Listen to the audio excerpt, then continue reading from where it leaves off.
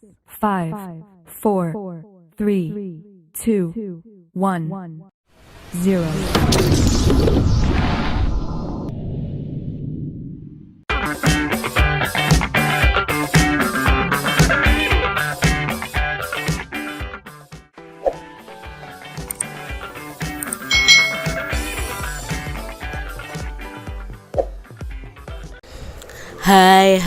Hai, selamat datang di channel YouTube Kak Citra. Apa kabar adik-adik semuanya? Kak Citra berharap kalian dalam keadaan yang baik, sehat, dan siap untuk belajar ya. Hari ini kita akan belajar bersama-sama masih di mata pelajaran tematik kelas 3. Kita belajar di tema 6, energi dan perubahannya, subtema 2, perubahan energi, pembelajaran yang ketiga. Mari adik-adik kita belajar dengan penuh semangat ya.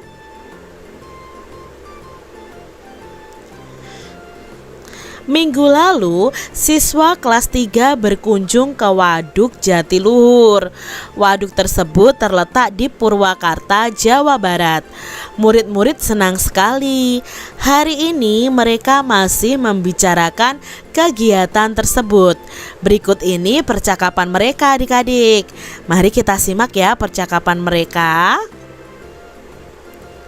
Selamat pagi teman-teman. Selamat pagi Siti.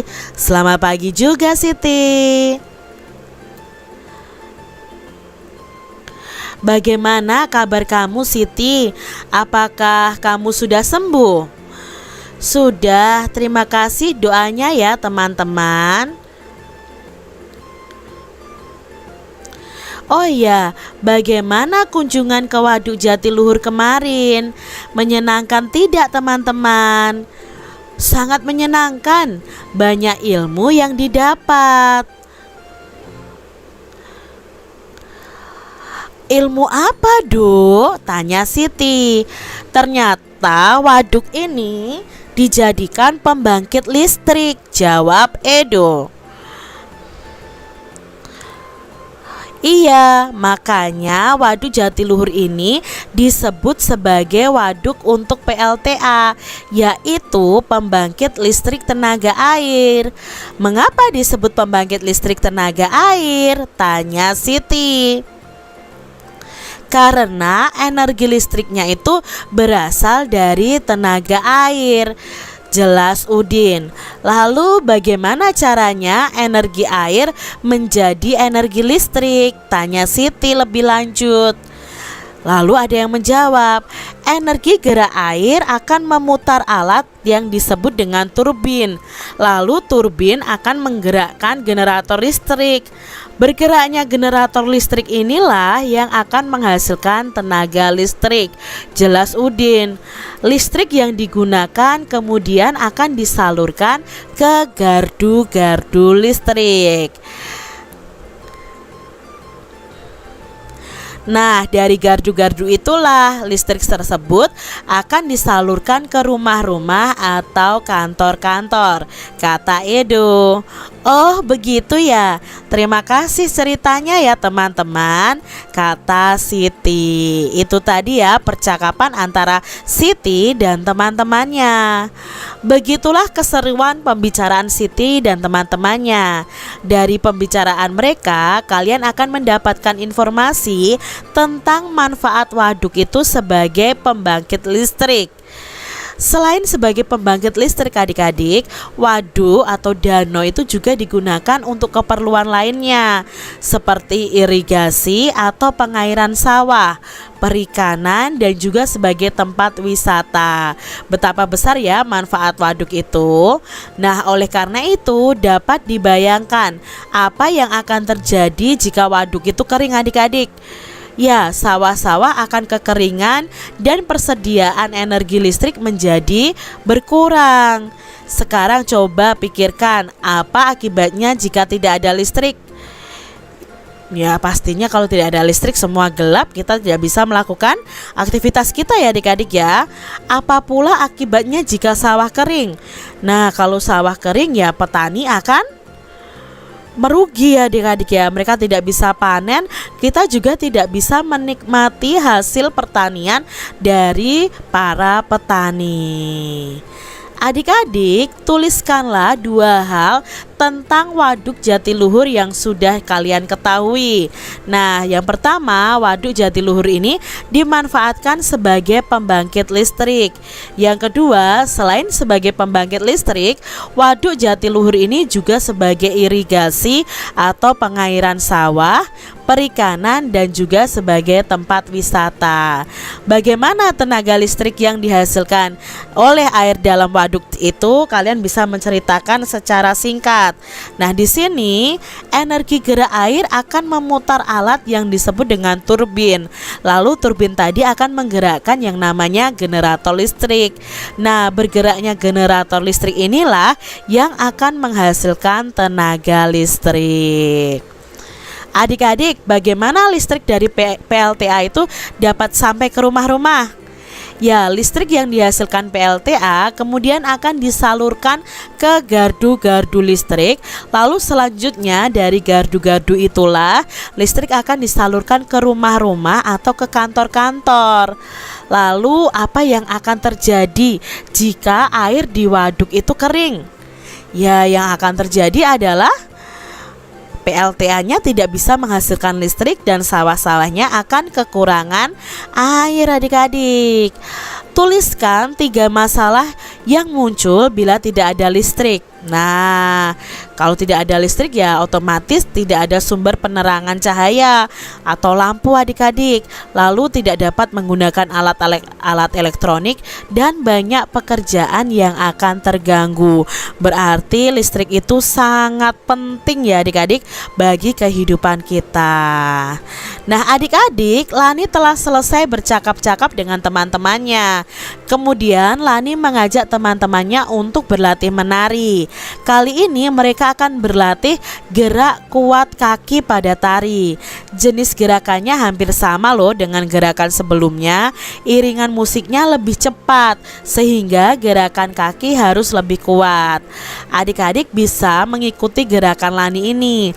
Lani meletakkan tangannya di pinggang, kemudian kakinya diayunkan mengikuti irama musik yang cepat. Musiknya ini berirama cepat, jadi kaki yang harus diayunkan juga lebih kuat adik-adik. Nah, ingat gak ya gerakan yang sudah kita pelajari sebelumnya? Di sini adalah gerakan yang pertama, ya. Tangan di pinggang, kaki lurus ya. Lalu kaki dibuka selebar bahu. Lalu kaki kanan dan kiri secara bergantian diayunkan ya. Kalian ayunkan kaki kanan, kaki kiri secara bergantian. Nah, kepalanya itu ikut menggeleng atau menoleh. Jadi kalau kaki kirinya yang mengayun ke kanan, berarti kita menolehnya ke kiri. Ya, jadi sama dengan tolehan kepala itu sama dengan kaki yang diayunkan adik-adik. Berikutnya ada gerakan yang kedua. Nah, gerakan kedua ini seperti ini adik-adik ya. Meliukkan badan ke kiri dan ke kanan. Ya, ini meliukkan, kakinya melangkah ke kiri dan ke kanan. Selanjutnya gerakan yang ketiga adalah gerakan ini adik-adik ya. Gerakan tangan dari bawah ditarik ke atas. Nah, kakinya secara bergantian maju ke depan ya, maju ke depan dan ditekuk adik-adik seperti ini. Kalian bisa tirukan ya. Adik-adik, semakin kuat gerakan pada tarian, semakin besar juga energi yang dibutuhkan. Bahkan seorang penari itu dapat bercucuran keringat ketika menari, karena menari itu menguras energi. Nah, adik-adik, selesai latihan menari, Lani dan teman-teman berlatih menghitung.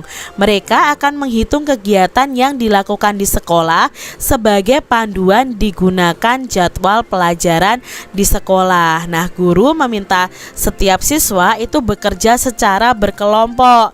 Masing-masing kelompok akan menghitung lamanya kegiatan selama 1 hari. Sebelum siswa bekerja, guru menjelaskan cara menentukan lamanya suatu kegiatan. Di sini adik-adik ada contohnya nih. Pukul 5 Lani bangun tidur, kemudian mandi, berpakaian, dan menyiapkan peralatan sekolah. Kegiatan ini dilakukan sampai pukul 05.30. Maka lama kegiatan tersebut adalah kita bisa mencarinya dengan kegiatan selesai dikurangi kegiatan dimulai. Jadi kegiatan selesainya kan di sini pukul 5.30. Kegiatan dimulainya pukul 5. Jadi kita kurangi saja. Menit kita kurangi dengan menit, jam kita kurangi dengan jam. 0 dikurangi 00, 3 dikurangi 03, 5 dikurangi 50. Nah, jadi di sini lama kegiatannya adalah 30. Berapa adik-adik? 30 menit. Nah, sekarang contoh berikutnya adik-adik. Ayah pergi bekerja pukul 07.30. Ayah pulang dari kantor dan sampai di rumah itu pukul 18. Lama ayah bekerja dan waktu yang diperlukan dalam perjalanan adalah berapa jam nih adik-adik ya? Berarti kita kurangi 18.00 dikurangi 07.30. Nah, di sini 0 dikurangi 00, 0 dikurangi 3 tidak bisa adik-adik. Maka di sini kita harus pinjam 1 jam ke jam ini ya. Ini kan menit. Kita pinjam 1 jam. Nah, kalian perlu ingat bahwa 1 jam itu kita ubah menjadi satuan menit. 1 jam itu ada 60 menit. Maka karena ini diambil 1 jam, sisanya adalah 17 60 menit ya. Lalu kita kurangi dengan 07.30. 0 dikurangi 00, 6 dikurangi 3 ya, 6 dikurangi 3, 17 dikurangi 7, 10. Jadi lamanya ayah bekerja dan waktu yang diperlukan dalam perjalanan adalah 10 jam lebih 30 menit. Itu ya adik-adik ya, lamanya ayah bekerja dan perjalanan. Adik-adik, adakah cara lain yang kamu ketahui untuk menghitung lama waktu ayah bekerja? Nah, berikut ini adalah jadwal kegiatan harian Lani. Berdasarkan tabel berikut, tentukan lamanya masing-masing kegiatan. Di sini ada kegiatan Lani dan waktunya adik-adik. Misalnya di sini waktunya adalah pukul 5 sampai pukul 5.30. Kegiatan Lani adalah mandi pagi, berpakaian, dan menyiapkan peralatan sekolah. Lamanya adalah 30 menit. Nah, sekarang kita akan melihat di sini waktu sarapan. Berapa menit waktu yang dibutuhkan Lani untuk sarapan? Caranya adalah lamanya itu sama dengan waktu selesai dikurangi waktu mulai. Waktu selesainya pukul 6 dan waktu mulainya pukul 05.30. Berarti kita kurangi 06 dikurangi 05.30. Nah, kita bisa buat pengurangan bersusun seperti ini untuk jam ya adik-adik ya. 0 dikurangi 00, 0 dikurangi 3 tidak bisa adik-adik. Nah, di sini kita harus meminjam 1 jam ke depan. Ingat ya, pengurangan jam itu berbeda dengan pengurangan biasa. Nah, ini kita pinjam 1 jam, otomatis yang pukul 6-nya ini karena dipinjam 1 jam berarti berkurang jadi 05.60. Di sini jadi 60. Mengapa jadi 60? Ya karena di sini dipinjam 1 jam. 1 jam itu ada 60 menit. Kita tuliskan saja 60 menit seperti ini. Baru kita kurangi lagi 05.30. 0 dikurangi 00, 6 dikurangi 33, 5 dikurangi 5, 0. Jadi ini maksudnya adalah ini menitnya saja yang kita lihat, 00 di depannya ini tidak perlu kita lihat. Jadi di sini lamanya Lani sarapan itu ada 30 menit ya, seperti itu. Berikutnya perjalanan ke sekolah dari pukul 06.10 sampai 06.30. Maka lamanya perjalanan bisa kita hitung sama waktu selesai dikurangi waktu mulai, atau waktu sampai di sekolah dikurangi waktu saat berangkat. Berarti 06.30 dikurangi 06.10. Berapa 06.30 dikurangi 06.10? Nah, 0 dikurangi 0, 0, 3 dikurangi 1, 2, 6 dikurangi 6, 0. Ini tidak perlu kita tulis. Berarti di sini lamanya ada 20 menit. Kalian sebenarnya bisa menghitungnya menggunakan gambar jam juga ya adik-adik ya. Kalian bisa hitung menitnya. Nah adik-adik, kita lanjutkan nih tabel berikutnya. Pukul 06.30 sampai 06.55 sampai di sekolah bermain dengan teman. Nah berapa lama Lani ini bermain dengan temannya?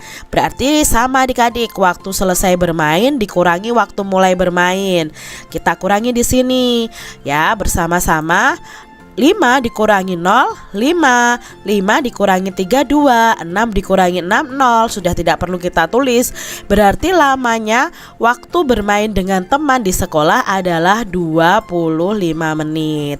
Kita lihat ya adik-adik berikutnya. Belajar di sekolah mulainya pukul 7, lalu selesainya pukul 12.30.